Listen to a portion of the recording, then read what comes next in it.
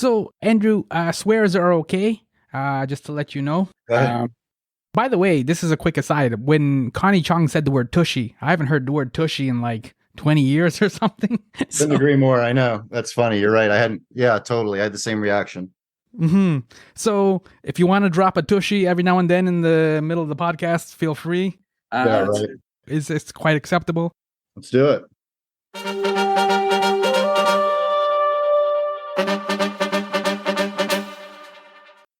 Yo, welcome to My Summer Lair. I'm your host, Sammy. I've never adopted a Cabbage Patch Kid, Younan. Let's hop into the DeLorean and travel back to early February 1983 and visit the International Toy Fair in New York City. This is the country's largest toy trade show, and it would attempt to forecast what the kids would want for Christmas that year. In 1983, at that toy fair, there was the Brooke Shields doll, the Brooke 2, with a new smile and longer hair. All right?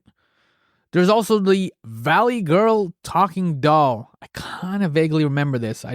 It's odd. So when you pull the string on the back of the Valley Girl talking doll, she says phrases like, "Gag me with a spoon," "Grody to the max." All right. Of course, it's 1983, so there was E.T. toys as well as Return of the Jedi merch, and Pac-Man spawned Pac-Man Putty, which glows in the dark. I think that was the marketing hook. All right, then. However, the big hit at the International Toy Fair in February 1983 was something called Cabbage Patch Kids. This was new. Coleco's mass-marketed dolls, they didn't cry or say anything. There was no string to pull in the back. They didn't fill up a diaper. They didn't do what dolls do. They were simply soft-skinned, pudgy dolls. That was February. By October 1983, riots were breaking out in stores. We're used to Black Friday news footage of all the pushing and punching, but in 1983, this was new. Seeing a store open its doors and a crowd shoving their way in and grabbing Cabbage Patch Kids. Adults even snatched them out of a child's sticky hands. Children always have sticky hands. What's happening? This is the backdrop of $1 Billion Babies, directed by Andrew Jenks and narrated by Neil Patrick Harris. Andrew is the face and voice of What Really Happened, a documentary podcast produced by The Rock. It explores, as you can tell from the title, what really happened, often related to pop culture subjects. And in terms of documentaries as a filmmaker, he's made a 30 for 30 and Room 335, where he moved into a senior's home and lived with the old folks for several weeks. In this conversation with Andrew, he and I explore the strange origins of the Cabbage Patch Kids. He uses the word zany, and Connie Chung, remember her? Connie Chung, who is in the documentary, uses the word tushy. Oh man, tushy. As if that wasn't enough, wait until you hear about Babyland General Hospital. The Babyland General Hospital footage in the doc, $1 Billion Babies, is stunning and surreal. I cannot even process what I saw. I actually had to rewind the film a little bit just to let it sink in. Andrew shares his experiences in that bizarre hospital. It's the 40th anniversary of the Cabbage Patch Kids. Sure, there are no more riots at the stores, but these dolls have lasted 40 years. They are still sold, and they still pack an emotional resonance. Nobody's going to make a doc about the Brooke Shields dolls, right? Here's my conversation with Andrew Jenks talking about $1 Billion Babies, a Cabbage Patch Kids documentary. Oh, and you better believe I brought up Garbage Pail Kids. 100%, no doubts. Sound, the final frontier. My Summer Lair is an enterprise, a pop culture voyage with a continuing mission to explore strange new worlds, to seek out new creators and celebrate established producers, to boldly go where no podcast has gone before. And now here is your host, Sammy Younan. Give me just a quick snapshot of what $1 Billion Babies is. And because it's set in the 80s, just to give people a sense of who you are, can you tell me one of your favorite things about the 80s? It could be the big hair, it could be the music, maybe a specific movie, whatever it is. So just a quick snapshot of $1 Billion Babies and your favorite things, or one of your favorite things about the 80s. Sure. So the Yeah, the Cabbage Patch Kids, the documentary Billion Dollar Babies, the true story of the Cabbage Patch Kids, is about a couple things too that really come to mind. One is when the Cabbage Patch Kids came out in 1983, there was just melees and madness and fights in malls and stores all over the country. And you can even look it up on YouTube, and you see people just acting insane. Went on to make billions of dollars, this doll. And so the movie, looks into what happened, what was it, all these different factors that a lot of them were unexpected for me. And then the kind of second piece that is a big focus is Xavier Roberts, the creator of Cabbage Patch Kids. Did he maybe potentially steal the idea from this woman, Martha Nelson Thomas? Was he inspired by her? And we get into the court cases, and there's kind of a larger conversation there. And what's interesting about the 80s was that there wasn't as many outlets, obviously, as there is these days, and so they were able to find and receive press from everyone that was kind of people were watching. So you mentioned Connie Chung on the Today Show, Johnny Carson, Letterman, Newsweek, Time, SNL, Nightline. Like Ronald Reagan, called and wanted one. There was a Patch Kid that was with astronauts in space. So that was an interesting piece of it all. I appreciate the fact that you mentioned that one of the Cabbage Patch Kids is left-handed. I'm left-handed. I didn't know that there was left-handed Cabbage Patch Kids. So thank you for representing. That's really funny. Yeah. I hadn't thought of that. Yeah. Mm-hmm. And so is this kind of, in a weird way, this documentary, is this kind of an extension of your podcast, What Really Happened? You're kind of investigating a longer story. This is obviously not in a podcast. This is a documentary. But is it kind of the same impetus where you're kind of curious and want to see what really happened? Yeah, there are definitely similarities. And what really happened, there was an episode I did on the Disney movie that might be the biggest box office flop of all time, called John Carter. And so we did a deep dive on why was it the biggest box office flop, what happened. The director of that film, Andrew Stanton, had never really done an interview since the movie had come out about the movie. Mm-hmm. So kind of like Xavier, who had never really given a full interview, we were able to interview him. And so there's definitely similarities in terms of trying to break down what happened with in that sense, it was a disaster. And with Cabbage Patch, kind of the other way around. Yeah, and for what happened, it was one of the executive producers was The Rock, Dwayne Johnson. Yeah. Right? So that seems like a odd non-visual choice for both of you, the filmmaker and the film star. What? Sorry, say that once more. That seems like an odd choice, for a non-visual medium, to tell stories in a non-visual medium, right? Because you're like a filmmaker and he's a film star. Do you know what I mean? Yeah. So how did you guys end up deciding to not use quote unquote your gifts or what you're known for and end up in a non-visual medium? Yeah, that's funny. The first episode of What Really Happened was a story about Muhammad Ali and how he in Los Angeles, actually in the early 80s, had stopped a guy from committing suicide from a building in Los Angeles. And we had actually been pitching it as a documentary, and someone we were talking to said, this sounds like a really cool podcast, and every episode could be looking back at an historical event and trying to really unpack what went on. And we kind of ran with that, but you're right, it's maybe not what one would necessarily expect. Yeah, I mean, you're a talented filmmaker and he's a talented film star. So it's just kind of surprising. We're going to make a podcast now. I'm like, okay. Yeah, I mean, it was obvious. But you're still telling stories though, right? That's the key, isn't it? That's it. Exactly. It's a documentary podcast, if you will. But yeah, no, you're absolutely, and Dwayne is loves documentaries. And he has a huge affinity for Muhammad Ali. And so there was kind of those natural tie-ins. And so let's keep going, I guess, with the celebrity train, because Neil Patrick Harris is the narrator of Billion Dollar Babies. How did Neil get involved? He has some really great witty lines for a documentary narrator.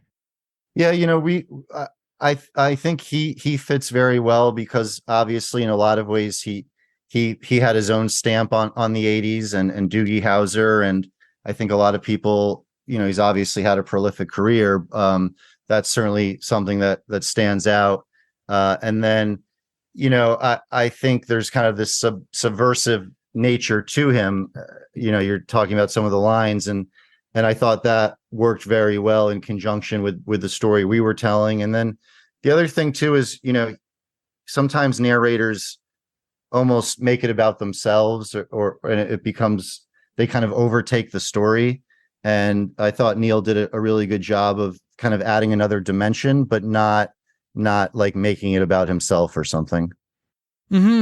It's odd because when you watch the documentary, even if you hadn't seen the credits or knew about it, like, you recognize his voice. I didn't realize we had been around Neil Patrick Harris enough times to like recognize his voice. You know what I mean? It's not like he has an iconic voice or something, right? But it's like, oh yeah, well, that's definitely Neil Patrick Harris.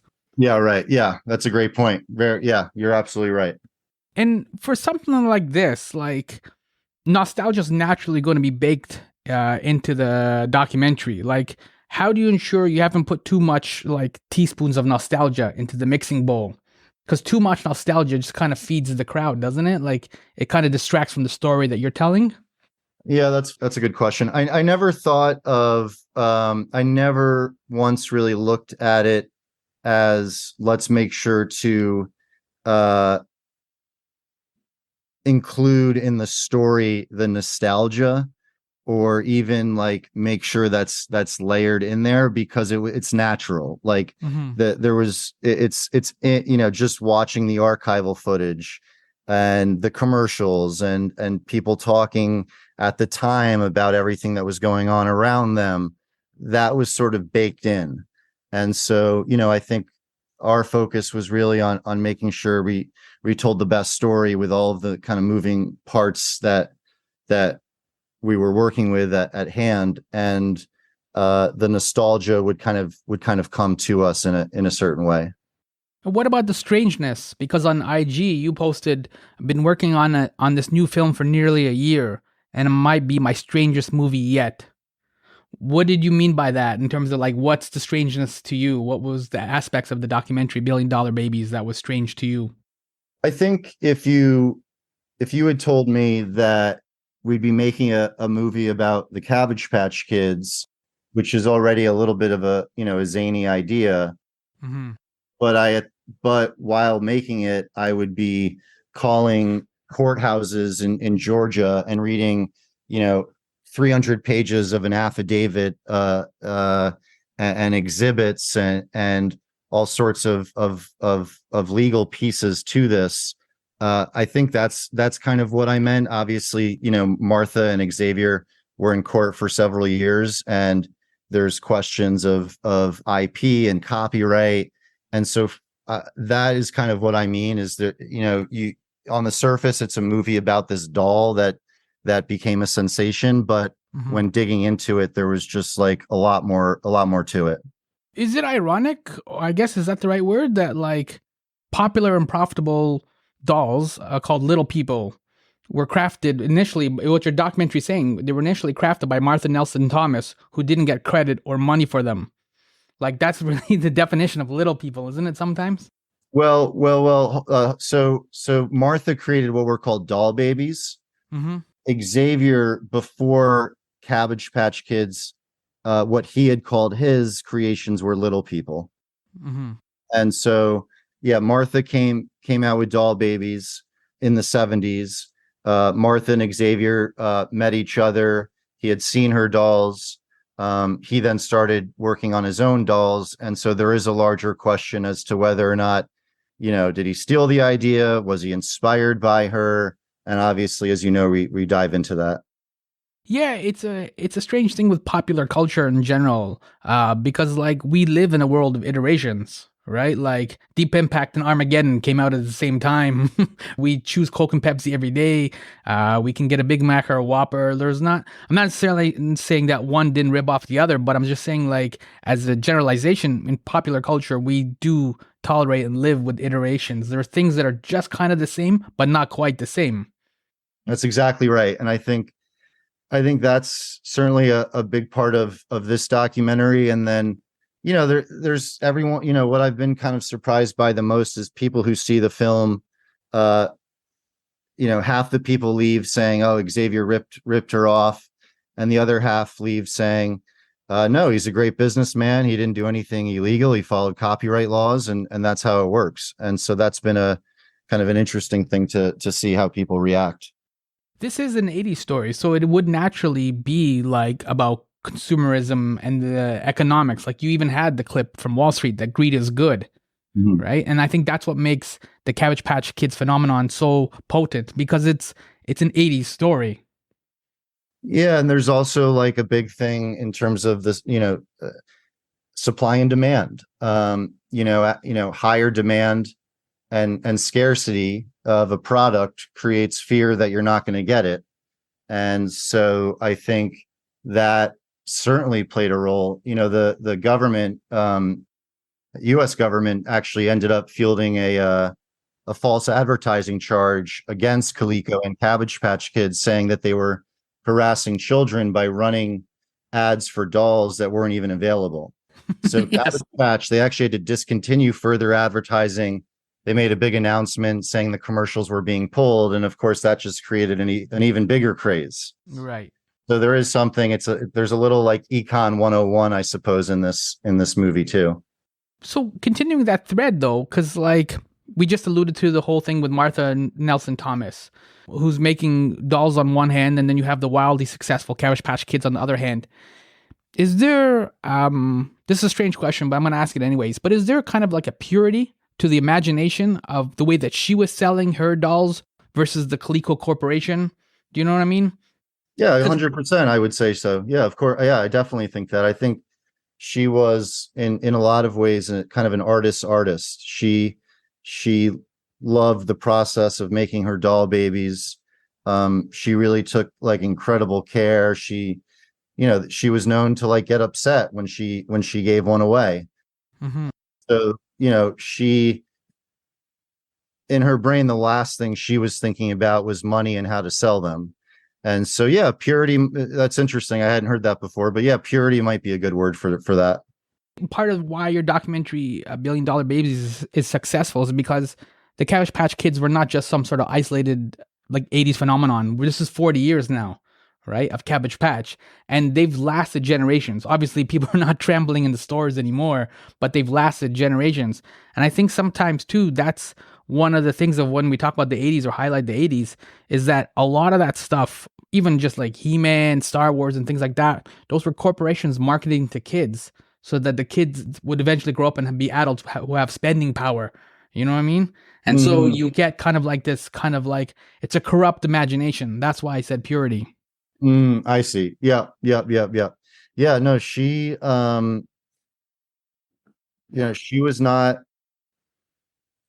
yeah. And the kid, her kids say it in Martha's two kids say it in the film that, she, would have never her doll babies wouldn't have ever probably become some sort of, national phenomenon, because that wasn't really the way that she necessarily thought. Whereas Xavier certainly has a business mind as well. And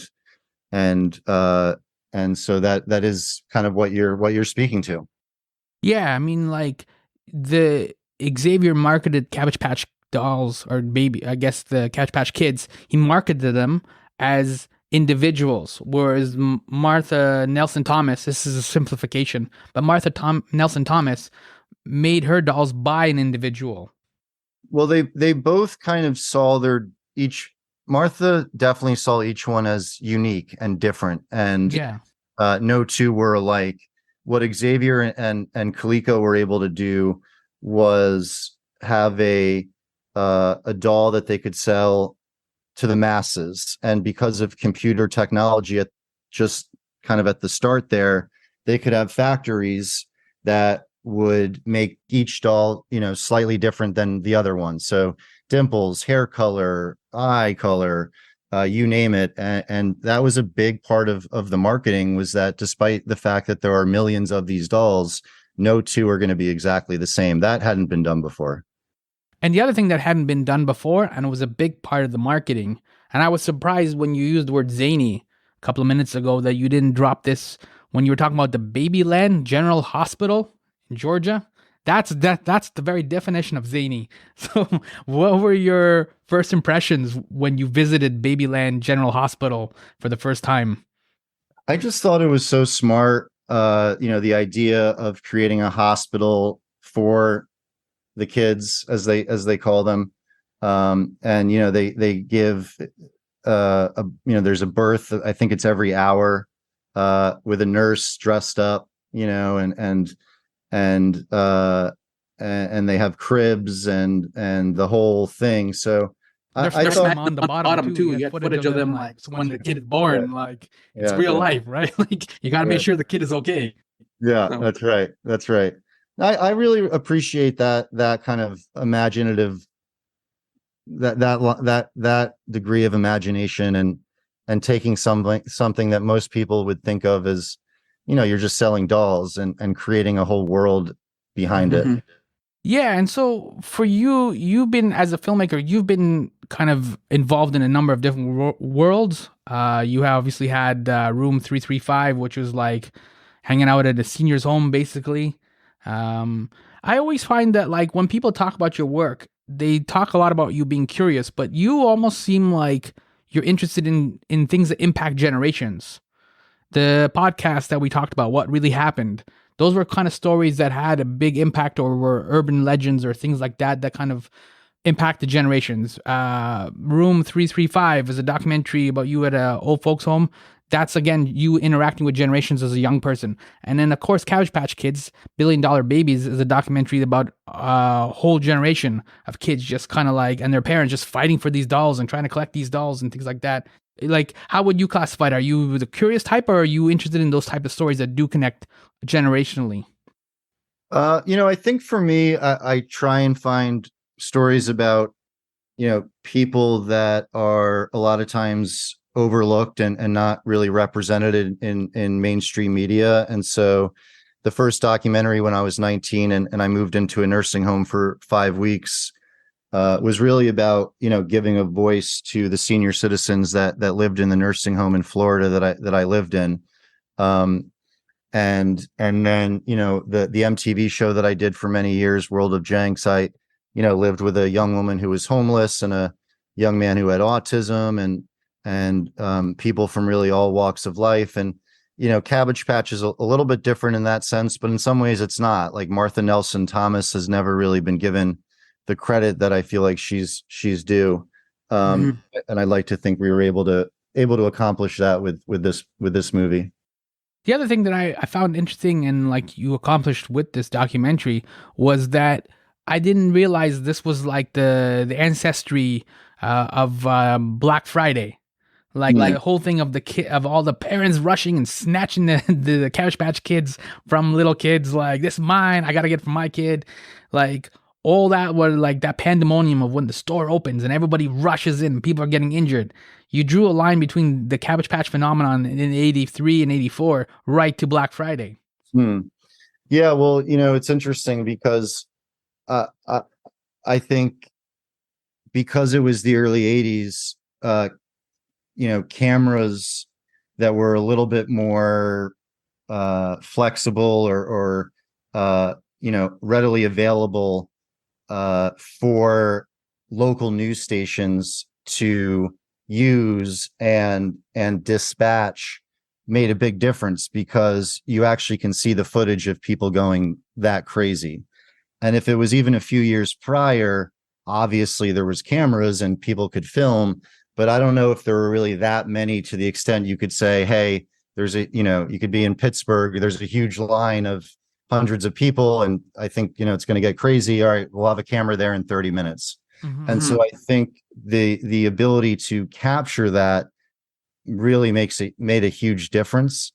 And I think if you had someone just kind of telling you in an interview, oh, it was crazy and people were fighting and there was bats, and threats, bats being thrown and people threatening each other, it would be like, okay, that sounds crazy, but the footage really, I think, speaks volumes. Yeah, because as you said it in the documentary itself, we hadn't really seen anything like that before, right? There was no to parallel what's in the documentary. At the same time that Coleco was putting out the Cabbage Patch Kids, they put out that computer Atom, which obviously like was terrible and like nobody remembers it now. It was a failure. Like there was a lot of glitches and issues with it. And so it's kind of interesting that they have that whole spectrum where like people are trampling each other and pushing into the stores to get the Cabbage Patch Kids.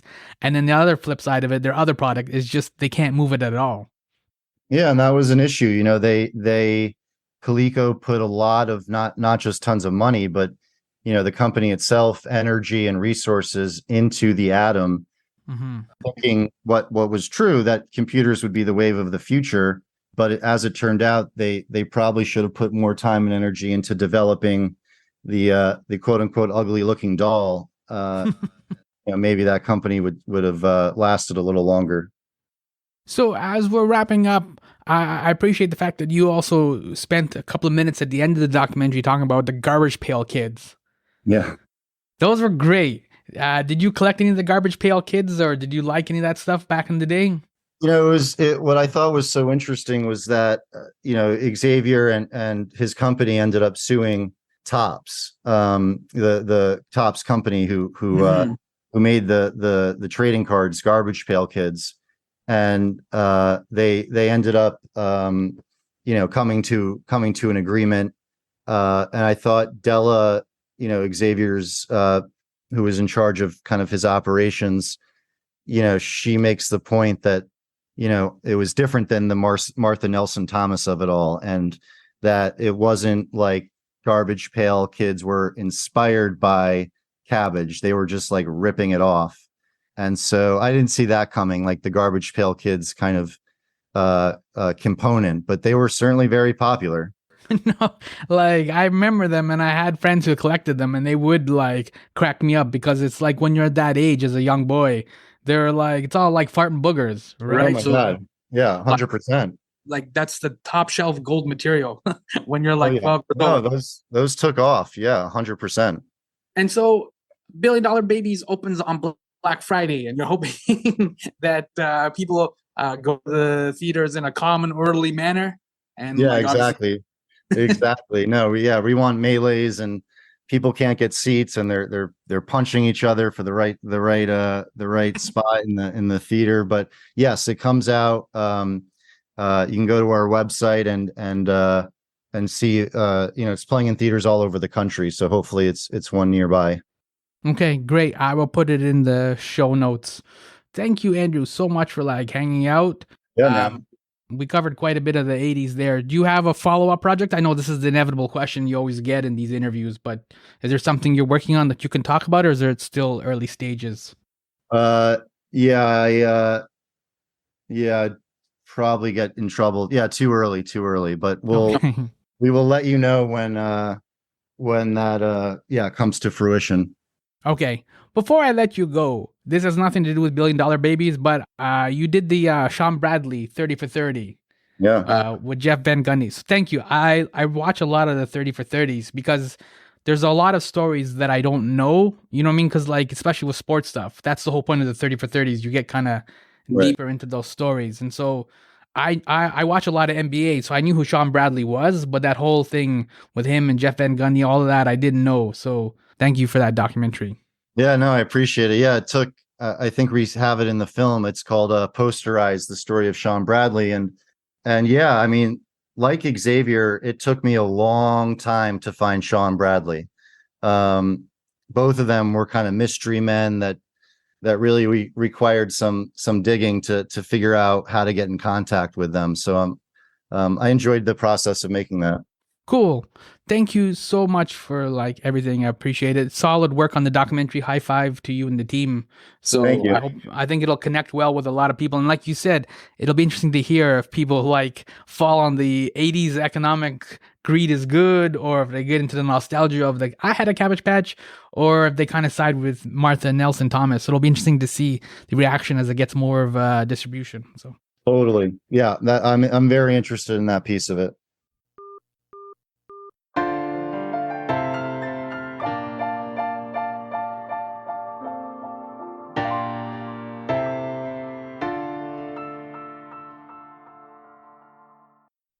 Yo, that was director Andrew Jenks. His documentary is $1 Billion Babies, and I'm Sammy, host of My Summer Lair. When Andrew talked about the Babyland General Hospital in Georgia, it sounded entirely absurd. Like, you need to see this footage in the documentary. You can watch this doc, $1 Billion Babies, playing at a cinema near you. Just go for that, just to see this hospital. It's unreal, yet totally real. I kind of want to go. Does anybody else want to join me? It's in Cleveland, Georgia.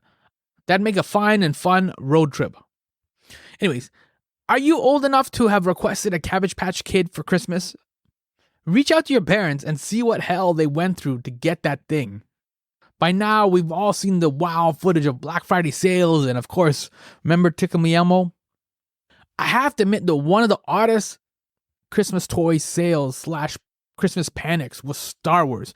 Remember how big Star Wars was when that first movie was released? Check this out. Realizing it would be impossible to get a full line of Star Wars toys manufactured in time to meet the needs of a holiday season, Kenner was forced to improvise. Kenner was, of course, the company that put out the Star Wars toys.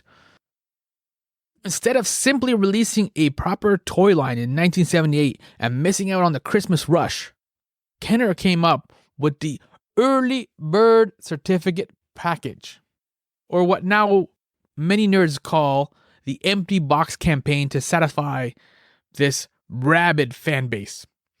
It was a piece of paper that was a corporate promise. How surreal is this? This is weird. This kit from Kenner. So you would open it up basically and just getting like a piece of paper. But this kit also contained the all-important mail-in certificate promising the recipient would get the company's first 4 action figures. These are Luke Skywalker, Princess Leia, R2-D2, and Chewbacca. What an odd set. These 4 figures would be delivered to their homes between February and June of 1978. Merry Christmas, kids. Here's a piece of paper. The action figures are in the mail. It is just bizarre, the things we have seen. These zany experiences are what I write about in my newsletter. Andrew unpacks popular culture in his What Really Happened podcast. I do it with a Substack newsletter called My Pal Sammy. You gotta sign up for this newsletter right now. Don't even push pause. Sign up like it's the last Cabbage Patch Kid in the store and it's Christmas Eve, and you will have a disappointed child in the morning. You gotta sign up right now. Google My Pal Sammy Substack, My Pal Sammy Substack, or go to mysummerlair.com, which is the name of the podcast, mysummerlair.com/subscribe, mysummerlair.com/subscribe. Thank you so much for listening to me in a Netflix world. Zany, yo.